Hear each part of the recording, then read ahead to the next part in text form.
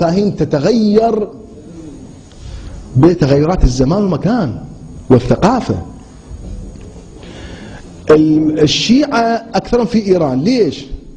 لأنه عمر بن الخطاب كسر خشومهم وأذلهم، يعني إمبراطورية عظيمة مثل الفرس يجون مثل ما نقول عرب أجلاف على البعران يفلشوها، وبعدين يقتلون الأشراف ويأخذون نسائهم بالآلاف، يجيبوها العمر يوزعها بنات الأشراف والنبلاء، يوزعها على ذول الهمج ويتونسون بيهن. هذه بناك تبقى يعني سنة سنتين تروح؟ ما تروح، مئات السنين تظل الكراهية باقية.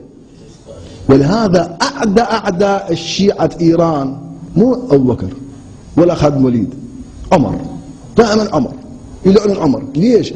ورتبوا عليه شنو؟ أنه كسر ضلع الزهرة حتى يعطوه فد طابع ديني. ولا كسر ضلع الزهرة ولا واقعا. العجم حقهم مو سهلة، امبراطورية كاملة يفلشها. اسكندر ما فعل هيك. اسكندر احتل ايران كلها وعدة اشهر انسحب وخلاهم على دينهم. دول العرب ايش سووا بيهم؟ ما خلوا اعراض، لا خلوا دمار، حتى تاج كسرى فلشوه بالسيوف فلشوه، كل واحد قطعه. التاج ليش تفلشه؟ ذهب. ما يفتهمون هذا التاج.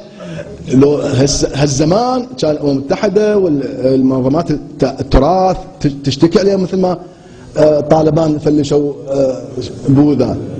هاي اثر قديم. ما يفتهمون اثار شنو بيش حقه جيب. فهذه اساس النظريه باختصار. ونتائج